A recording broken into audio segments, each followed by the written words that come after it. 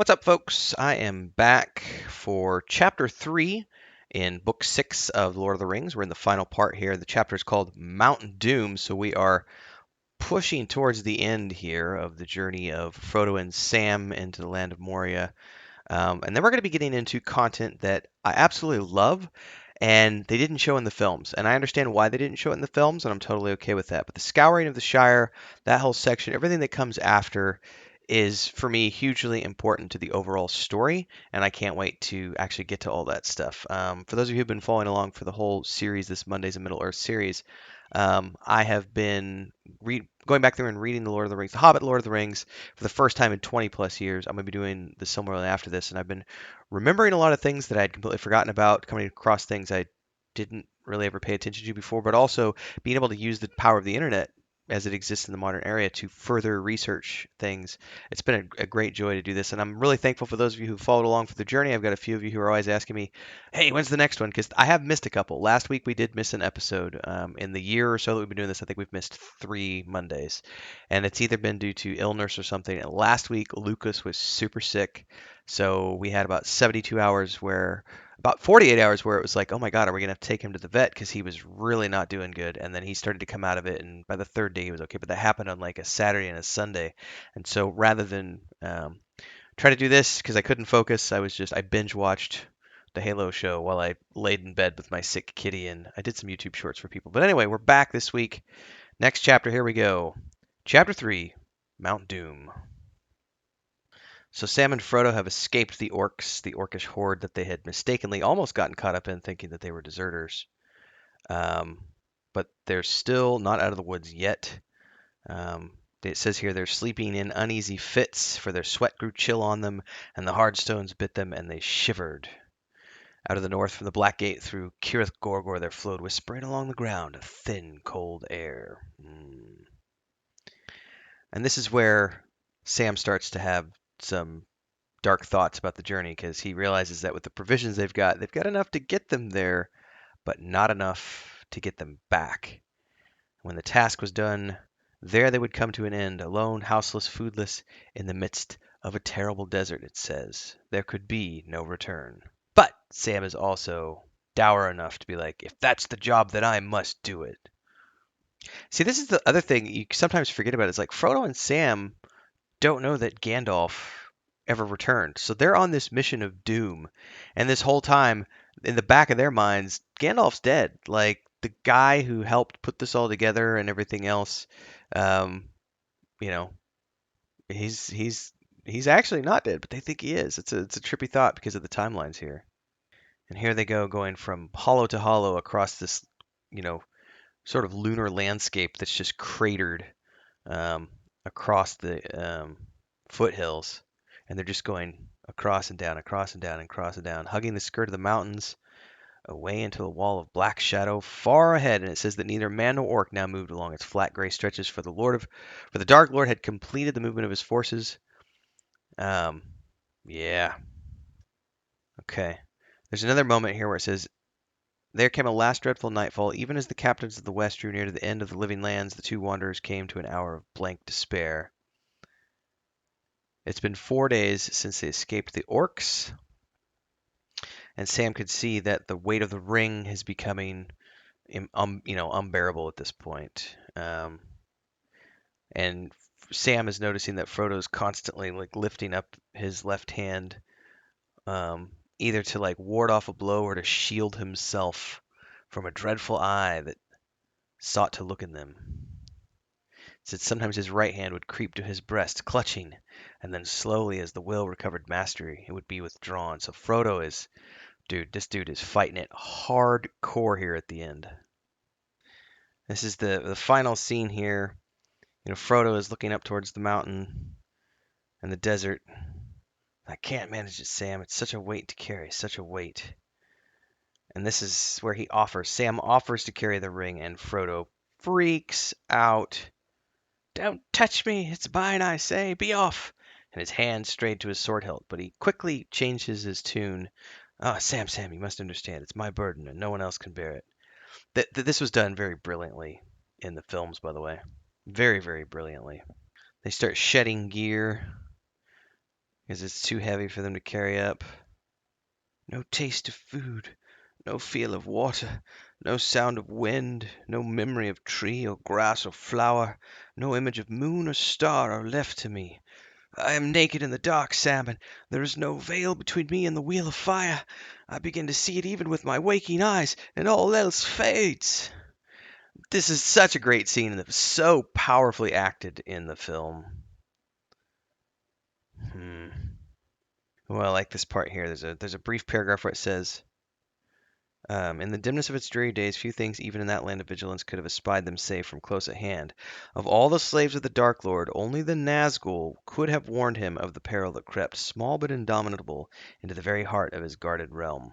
But the Nazgul and their black wings were abroad on another errand, gathered far away, shadowing the march of the captains of the West, and thither the thought of the Dark Tower was turned. So the distraction worked. Here's Frodo and Sam, and they're completely in the clear because Sauron is paying attention to Aragorn and Gandalf and Legolas and Gimli and everybody marching on the Black Gates. So the distraction worked. The diversion, the ruse is successful. It's the last one. He said, "I'll have to carry him even if I broke my back." "Come, Mr. Frodo, I can't carry it for you, but I can carry you and it as well. So up you get." This is a pretty interesting segment here because it says Sam staggered to his feet, and to his amazement, he felt the burden light. He had feared that he would barely have strength to lift his master alone, and beyond that he had expected to share in the dreadful dragging weight of the accursed ring, but it was not so, and that's because he's not sharing in the burden of the ring. Only Frodo feels the weight of the ring. There's so much prose in this chapter, much like the last one, about just the despair of where they are and just how it's dark and dreary and there's no hope and everything feels like just absolute misery. Um, and here Frodo begins to crawl. Foot by foot, like small gray insects, they crept up the slope, and came to the path and found that it was broad, paved with broken rubble and beaten ash. The eye was not turned to them. It was gazing north to where the captains of the West stood at bay. It said, even so, Frodo at that dreadful glimpse felt as one strictly. I gotta redo that. Despite the fact that the eye is turned away from them, um, Frodo catches a glimpse at it from the other side of the topmost tower of Barad-dûr, and it says, Frodo at that dreadful glimpse fell, as one stricken mortally. Help me, Sam, help. Help me, I can't. He spotted us.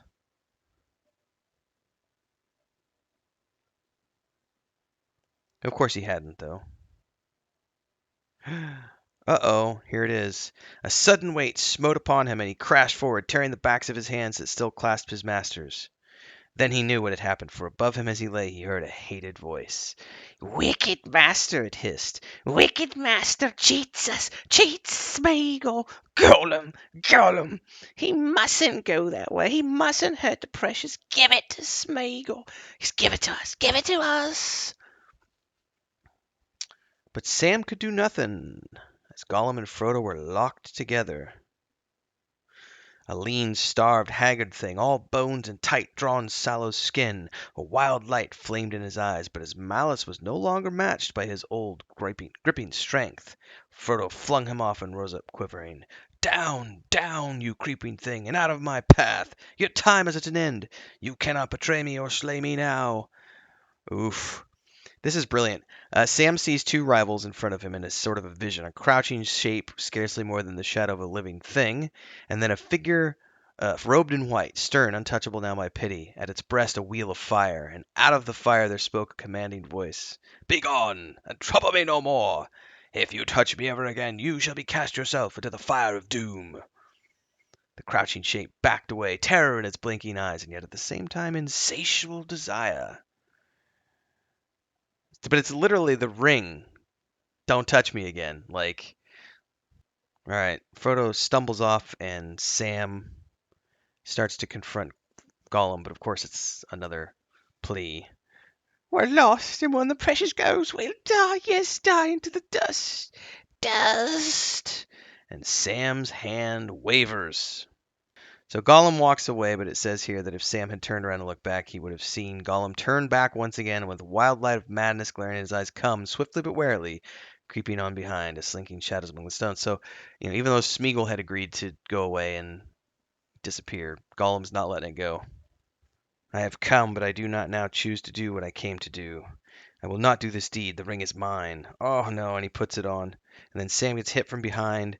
And then it says here the Dark Lord was suddenly aware of him, and his eye piercing all shadows, looked across the plain to the door where he had made, and the magnitude of his own folly was revealed to him in a blinding flash.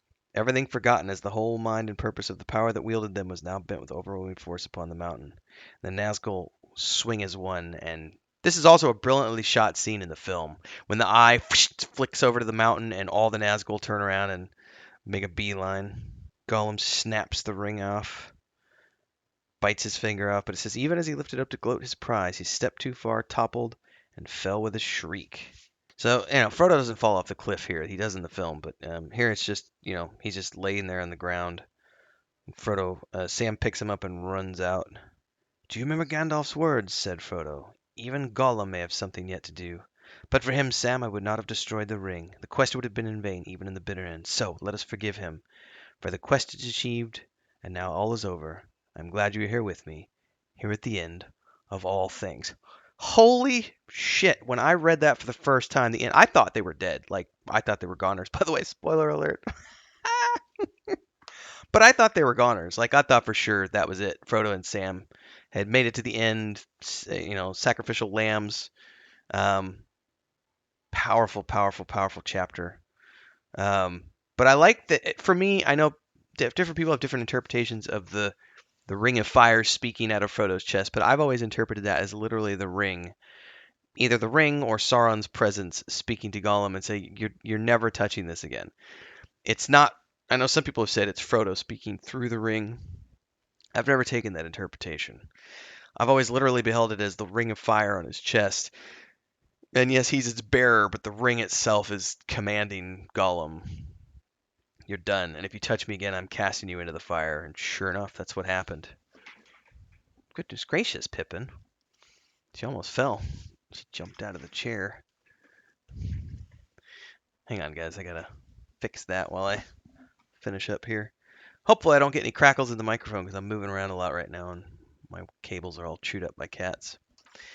Hopefully you enjoyed today's chapter. Like, subscribe, hit the bell icon so you never miss an update because we're getting there. We still got quite a few more chapters, I think, in the Lord of the Rings Return of the King, plus the appendices, which we will read through as we get ahead and get into the Silmarillion. So stick around for all that stuff. If you want to see this channel grow and you want me to do more Middle Earth and you want this series to continue for the foreseeable future, not only like, subscribe, hit the bell icon, but do me a favor and support. You can throw $2 at the channel, $5 at the channel, however you want. You can do a super thanks on these videos after they're uploaded. If you're here during the premiere, you can do super chats and stickers, pick an amount. There's some pre-programmed amounts. It's easy to do. Just click that button down there in the chat area or down below. And there's also memberships. We have 3 different tiers starting at $3 a month and going up for however you want to support here on YouTube. There is a Patreon page if you want to get involved with our fantasy world over there as well. And of course, Discord links are down there. See everybody in the next one. Happy reading.